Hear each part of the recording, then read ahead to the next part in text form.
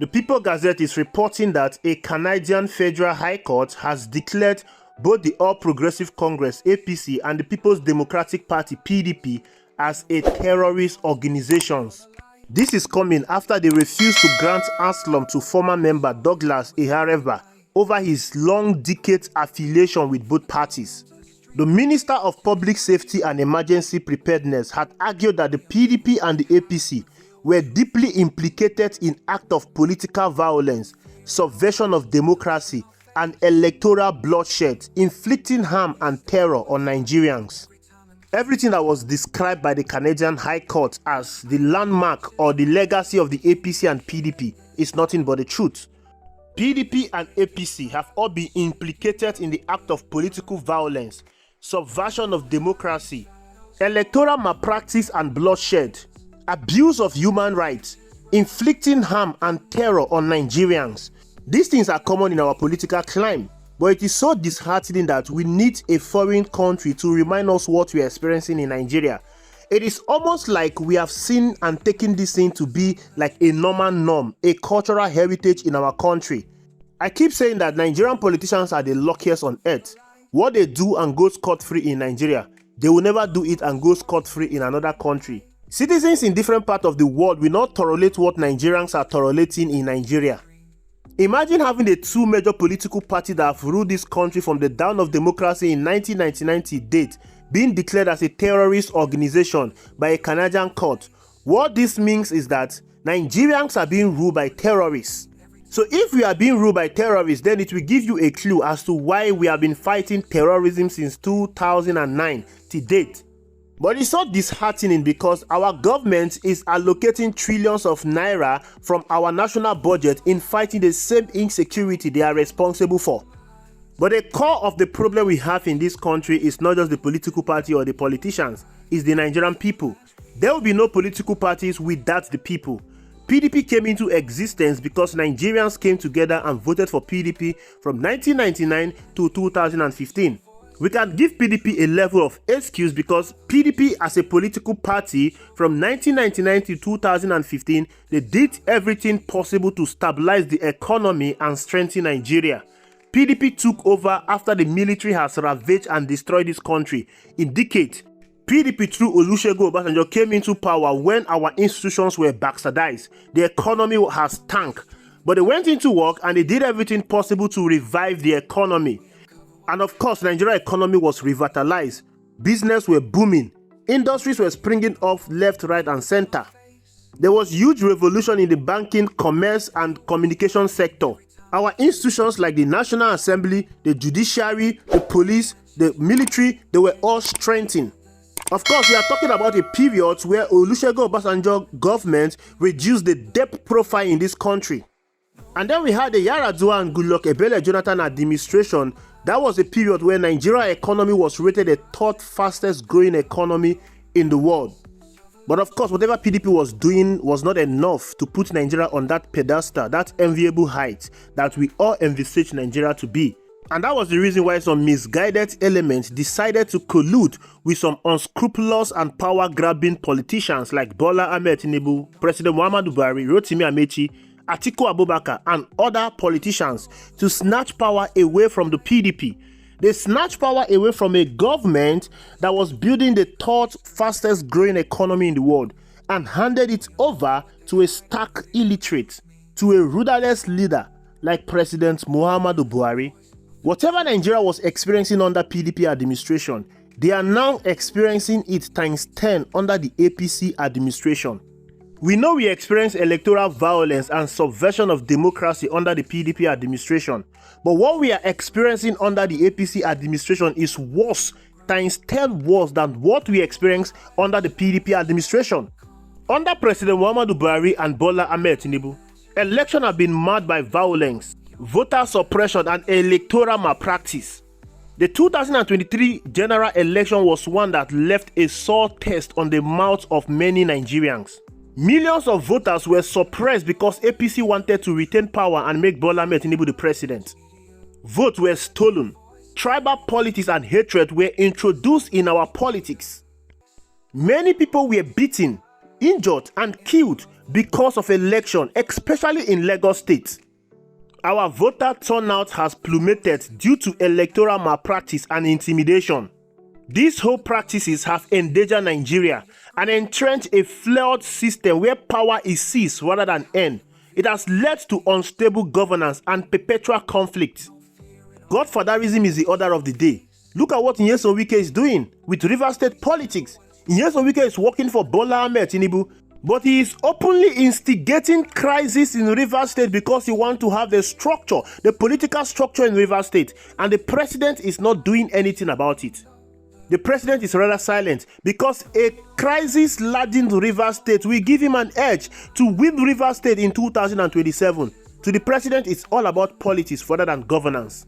The president is hell-bent on making Nigeria a one-party state, instigating political crisis in the political parties in Nigeria. Corruption has become the lifeblood of both the PDP and the APC administrations, draining Nigerians' resources and exacerbating inequality. Under the PDP rule from President Obasanjo to Goodluck Ebele Jonathan, we experienced corruption. We have scandals like the Dasuki Arms deal that saw billions diverted from security funds, weakening the fight against Boko Haram while enriching the elite. The party oversaw unchecked embezzlement, bribery and money laundering at all government levels, contributing to unemployment, poor infrastructure and poverty. The corruption under the APC administration is worse than we experienced under the PDP. The APC government is in systemic corruption like budget padding, inflated contracts, the oil subsidy scam. Despite the promise to fight insecurity, insecurity has flourished under APC administration. Nigeria has flourished from fighting Boko Haram in the northeast to now fighting the Fulani herdsmen in the north central, banditry in the northwest and the northeast, unknown gunmen, kidnapping in the southeast, southwest and the south-south. The rights of Nigerians have been systematically violated under both the PDP and the APC. You won't forget the Udi massacre that was carried out by Olusegun Obasanjo, or is it the Lekki massacre that was carried out by President Muhammadu Buhari? All of these have devastated Nigerians. Poverty rates have soared, with millions being pushed into poverty. Millions of Nigerians now live below the poverty line. Unemployment, bad roads, healthcare failure, they have been worsened by corruption that have led to unnecessary deaths. The Japa syndrome has increased as millions of Nigerian youth are desperately seeking a way out of this country. But at the height of all of this is the Nigerian people. There is no political party without the people. It was the people that voted in APC in 2015. And when President Muhammadu Buhari was done with his 8 years in office, it is the same Nigerian people that decided to go all out and support, campaign, and voted in President Bola Ahmed Tinubu in 2023. I know you are going to come with the excuse that Bola Ahmed Tinubu did not win the 2023 presidential election. Of course, he did not win it. But some persons gave him the illusion that he won the election. Some persons supported him. Some persons went on the streets to campaign for Bola Ahmed Tinubu. That was the reason why he had the idea of rigging himself into power. If every Nigerians, 90% of Nigerians rejected Bola Ahmed Tinubu, there would have been no way for Bola Ahmed Tinubu to rig himself into power. It was because some persons gave him the illusion. That was the reason why he decided to put in everything and ensure that he won that election in 2023. Some of those people are still supporting him to date, despite all the hunger, the poverty, the hardship, insecurity that he has unleashed on Nigerians. Despite the soaring inflation, some persons are still supporting and defending the policies of Bola Ahmed Tinubu. They believe that there is light at the end of the tunnel.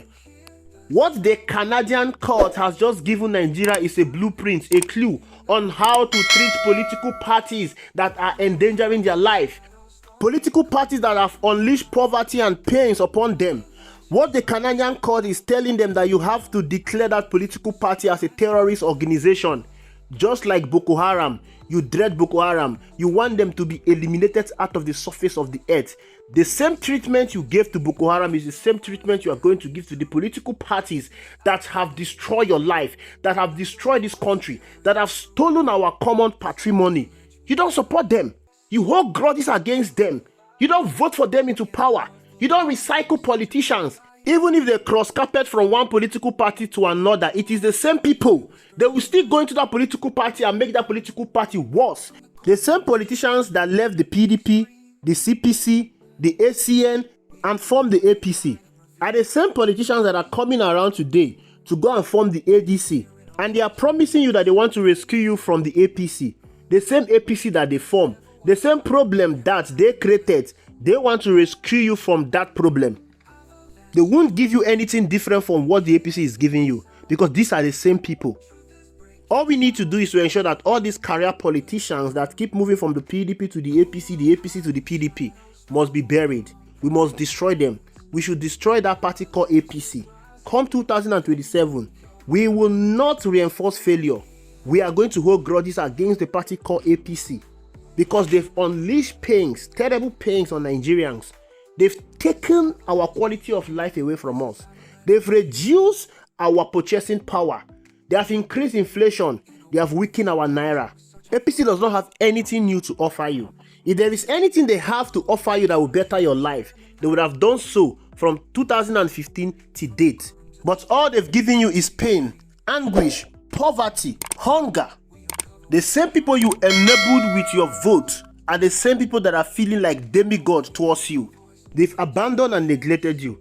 But once election is around the corner, they will remember you. When they come to you, it is time for you to start asking them pertinent questions. They should give account of their stewardship on how they've been able to manage the resources at their disposal in the past 4 years. You should vote them based on their service delivery. Vote them based on their representation. How have they been able to represent you?